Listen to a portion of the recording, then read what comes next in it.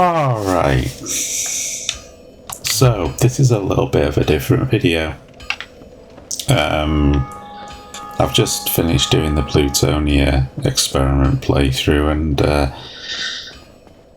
no, I'm not doing a Dark Souls playthrough, hell no. But I just wanted to do a video where I do a little chat about, can you still enjoy games even if you rubbish at them? And I thought this was quite an appropriate little game to discuss that, because I love these games. I love the Soulsborne games. Elden Ring, I love that. But I am hopelessly crap at them. It takes me forever to get anywhere in the game because I have to basically level my character up. So, you know, I am not absolutely crap. And I get massively frustrated playing these things, but I still like them.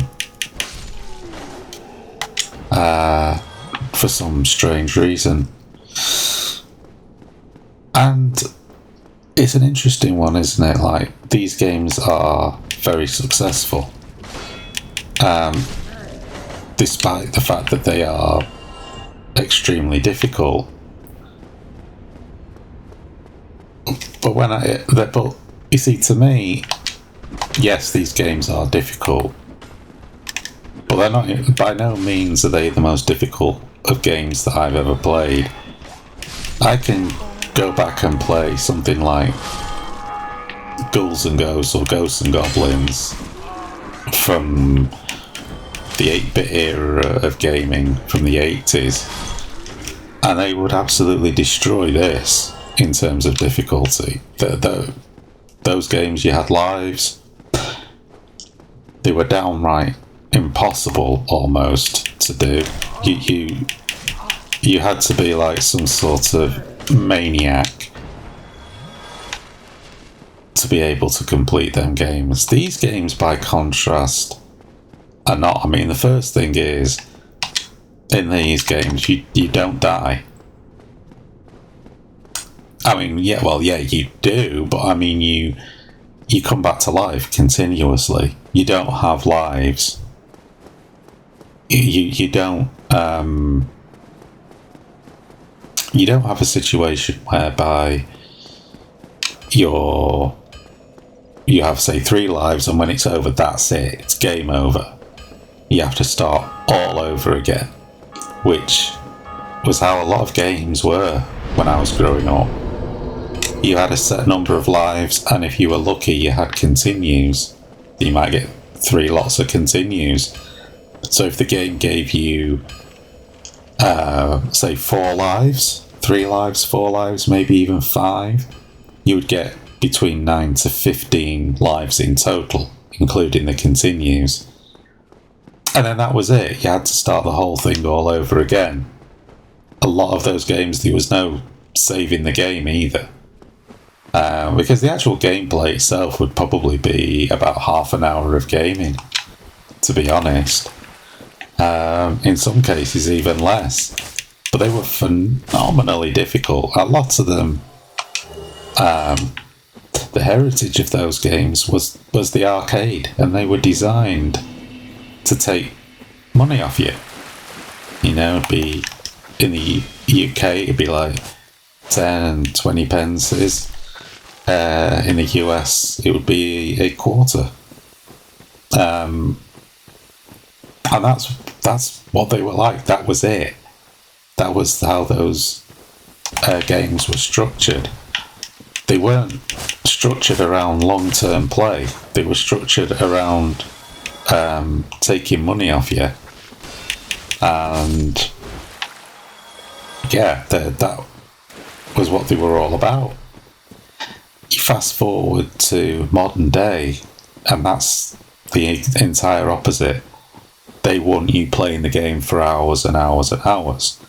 So even a game like this, which has a reputation of being massively difficult, it's difficult to play, but you're not, you're not losing lives to a point where you can't carry on and have to restart the game. I mean, imagine if you only had 9 lives in Dark Souls, and once you died 9 times, you'd have to restart entirely from scratch.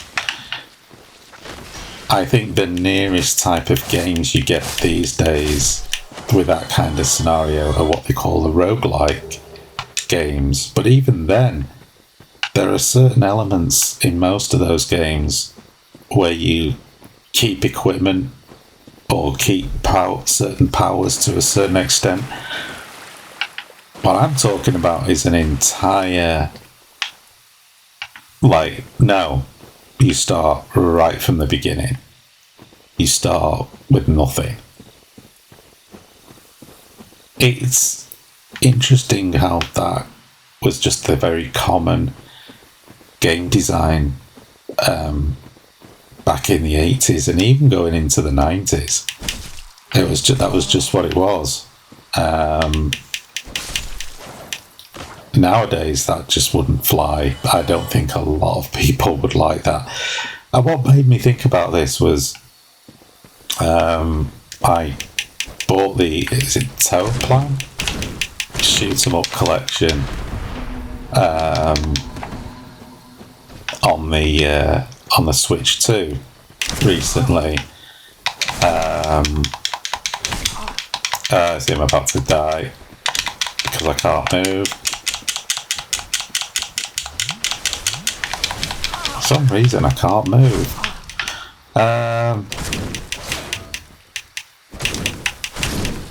Can't believe I did not die then. That was somewhat ridiculous. Yeah, I mean, as well, back then, one hit and you were dead. But yeah, quickly going back, and it was a shoot 'em up collection, and they've made concessions to a modern audience in that collection, so you've got the ability to rewind. You've got the ability to save the game state, as it were. But the rewind function is the bit that is funny. You can change the hitbox, increase the number of lives via what they call dip switches, which was back in the day, arcade machines had these little switches inside of them called dip switches, and that was how you set the difficulty of the arcade.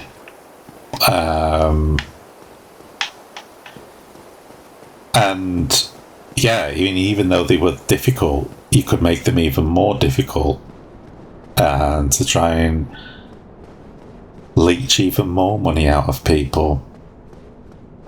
And it is the thing that sort of makes me laugh, when people do go on about how, oh my god, these games are punishingly hard, and they should make an easy mode for these games. And it's just maybe for me, coming from that generation of easy modes just meant that you lived for about 30 seconds longer before you were killed.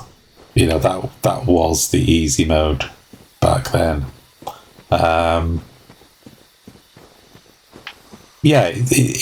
It's just kind of funny to me, that's all.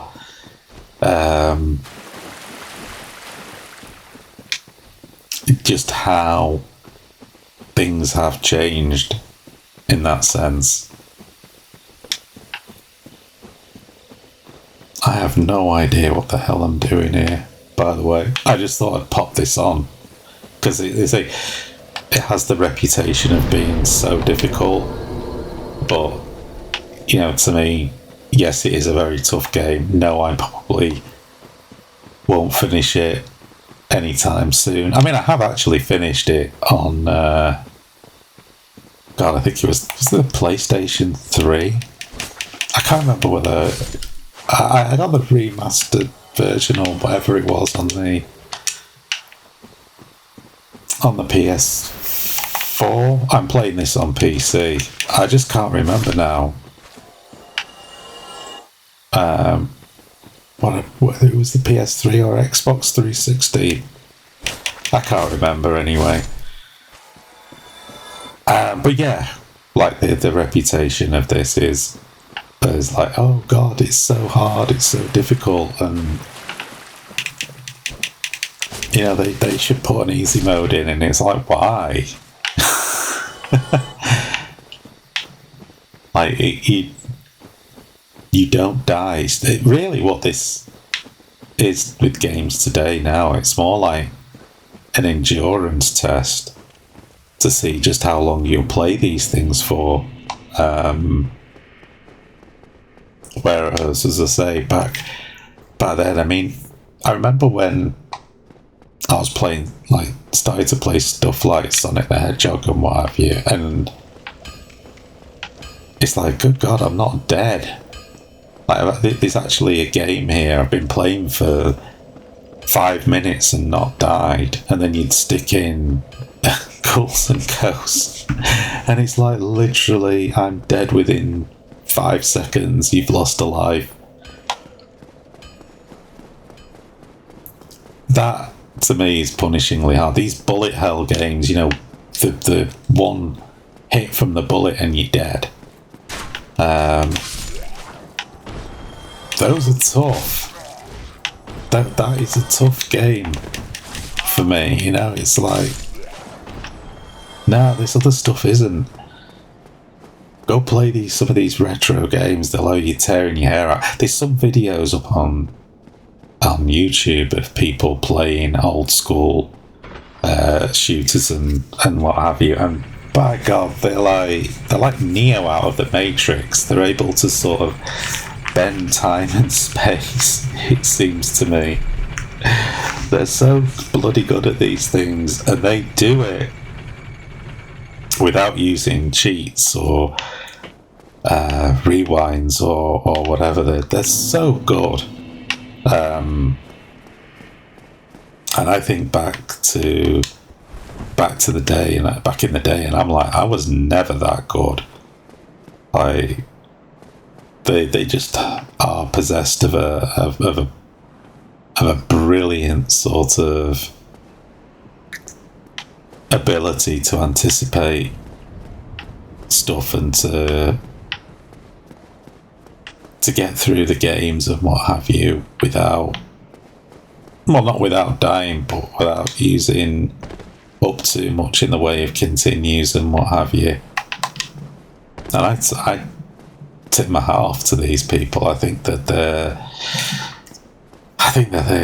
great at what they do, and I love watching these playthroughs. I mean, I don't watch them to figure out what to do, because most of it is just having the reflexes and ability to avoid a mass hail of incoming fire, which always makes me laugh, because it's just like, how do you do that? And I know they're not using a cheat, because the bullets are not hitting the ship. It's not like the bullets are passing through or whatever.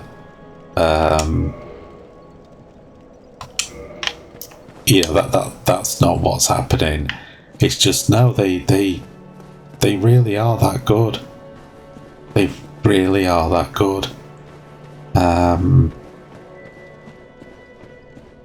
it's just, it's impressive to watch. I do like watching people. I like watching videos of people playing these Soulsborne games, and the skill that people have, and I'm just like, oh, I'm so envious of that. I wish I could play to that skill level. I don't think that my fingers anymore would work to it. This is about my level, you know, like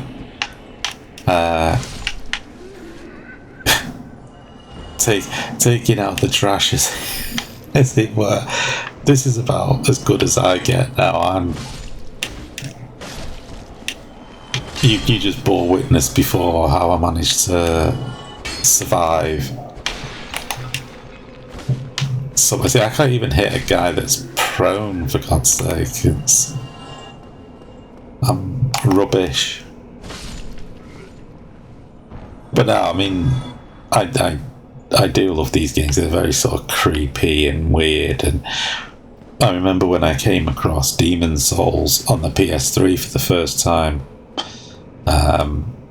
I actually had the imported version of it because it was never officially released in the UK for a while. It did eventually come out, but not for a while. And I remember playing that.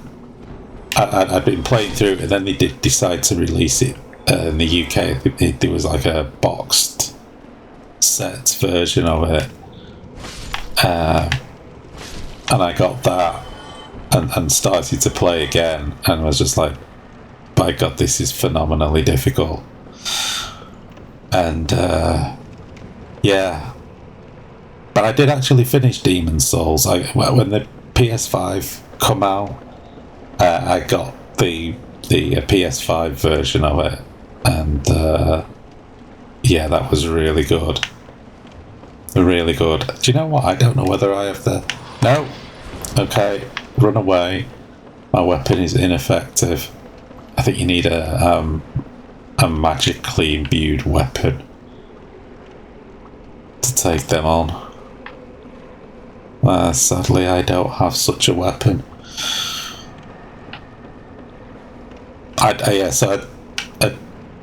They were on special offer. I do have these on the PlayStation. It's the PlayStation 4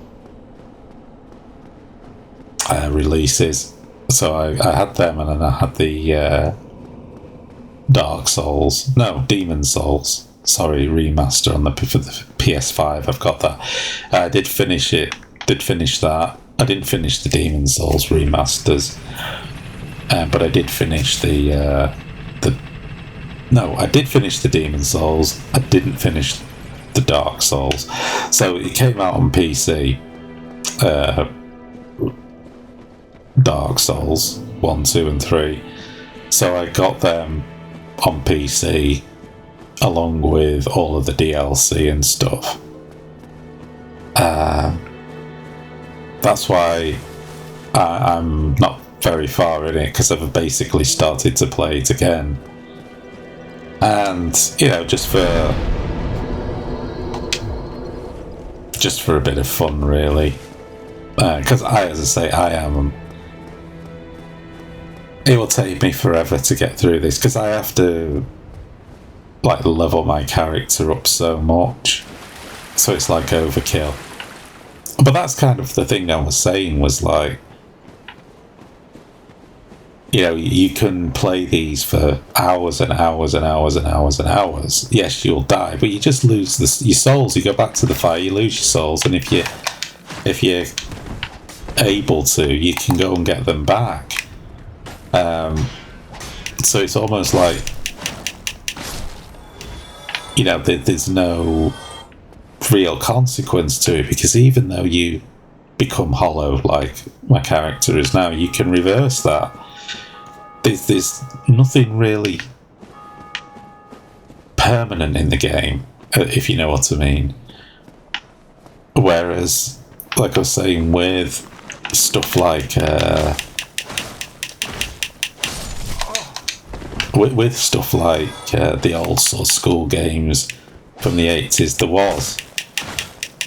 I remember having the RoboCop licensed game by Ocean, and there was one part of that which was so hard. The game was tough as it was, but there was one part of it which was against a timer, and that timer was so strict, it was ridiculous. It really was. I shouldn't have done that. Got me back to them. That's stupid. This is why I'm rubbish at these games, by the way. And yeah, I finally got through this level. Honest to God, it was literally, the timer was set too tight for you to be able to do it properly.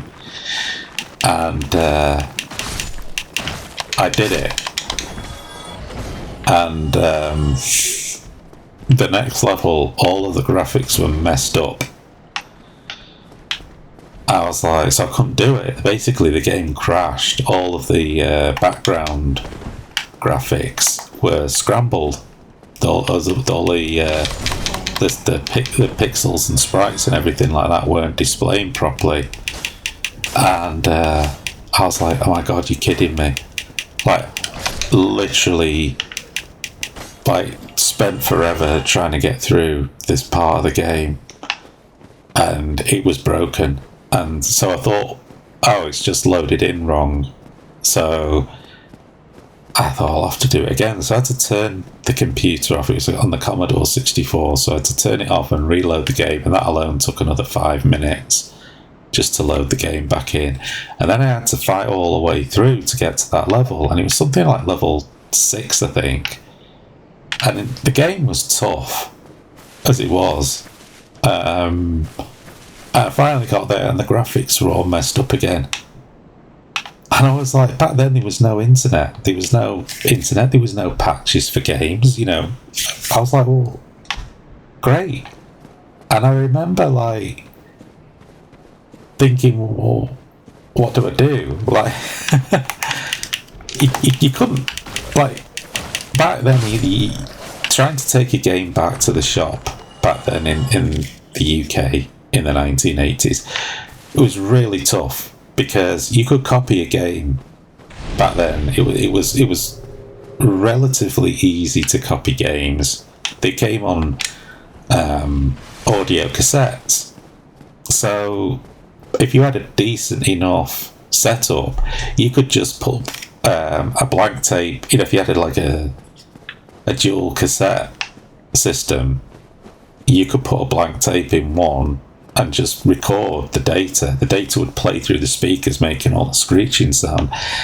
And that was how it loaded in. It was audio. It was audio data that just loaded in, and the computer, that's how your games loaded. It was very rudimentary. But also, like, I think, not so much of the Commodore 64, I believe, it was very hit and miss whether tape to tape would work, but you could go and buy what was called a freeze frame cartridge, I understand, where you'd load the game in and then you'd press a button and that would dump the game into the memory on this cartridge, and then you would then put a blank tape in, I understand, and press the button, and then just hit record on the tape, and then it would dump all of that data onto a cassette, I believe. But yeah, if you had a good enough recording system, you could just copy tapes as easy as you could copy music onto cassette. So a lot of stores in the UK got sort of very, very savvy very quickly that people were buying games, copying them, and then taking the games back, saying that they didn't work or whatever. And so they would stop accepting it back, or what they would do is, the only thing they would do is they would swap the cassette out and give you the same game. Right, so you didn't gain anything by doing it. You still were stuck with the same game. I remember when I bought Chase HQ on the Commodore 64, and by God, that game was absolutely bloody awful. And I took it back to the shop. Bearing in mind, like, the game cost like £9.99, which by today's standards is nothing really. But back then, that was like a couple of weeks worth of paper round money for me. And I loved the arcade game of it, and so when it came out on the C64, I dashed out and bought it, and it was absolutely hideous. It was so bad. It was such a bad conversion, it was untrue. And I just remember being like, taking it back, and they would not swap it in the store. They were like having none of it. And so I was stuck with it.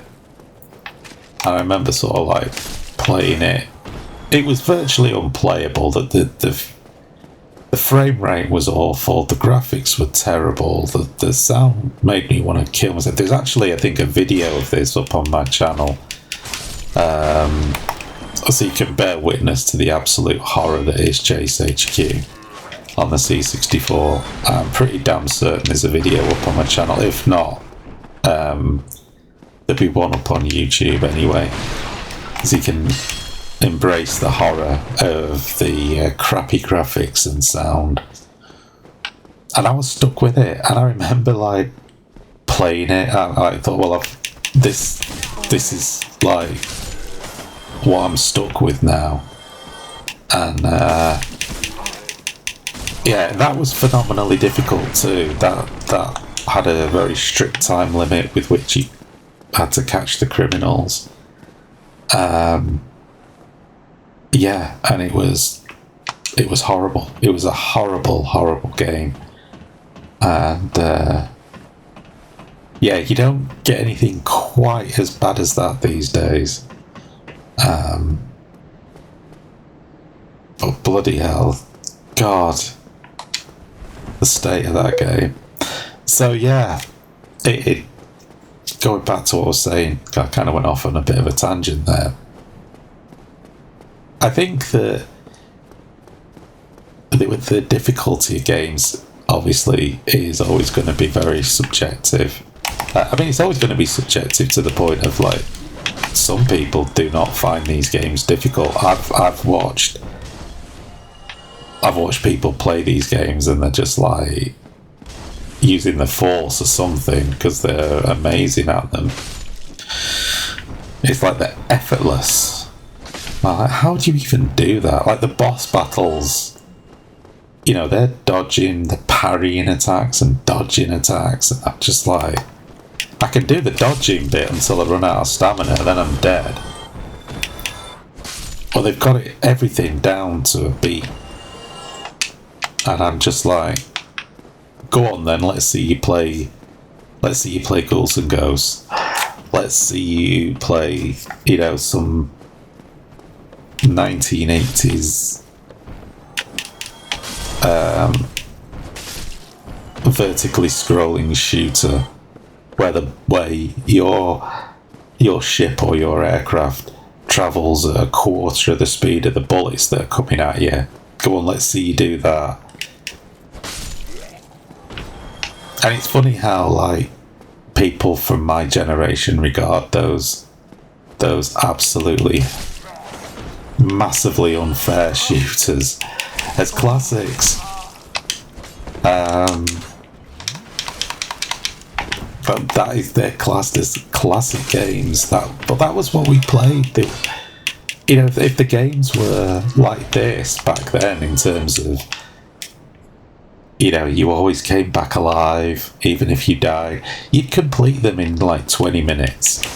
Because there was nothing to the games whatsoever. It was just about 20 minutes to half an hour of gameplay in the arcades, and that was it. It was done. Like, some of them were a lot longer.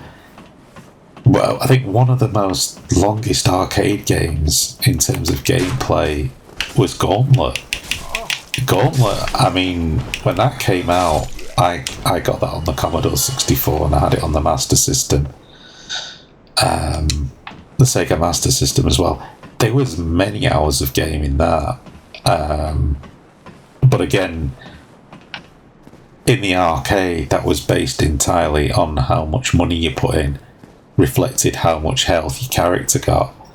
So if you only put like 1 credit in, as let's say, which was about, back then it was about 20p, again about a quarter in the US, you would only get a minimum amount of health, and that health is constantly decreasing even when you're not being hit by enemies. And then when you are being hit by enemies, that health then is like, bugger, Jesus, I meant to try to run into that building. Yeah, your health is like on a constant downer.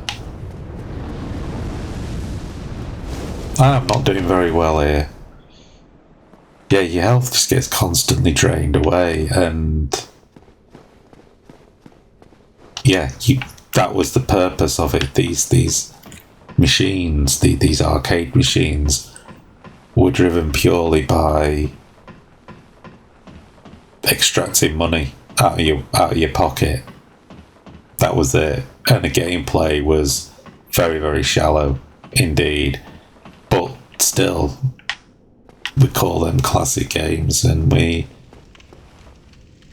often state just how wonderful they are.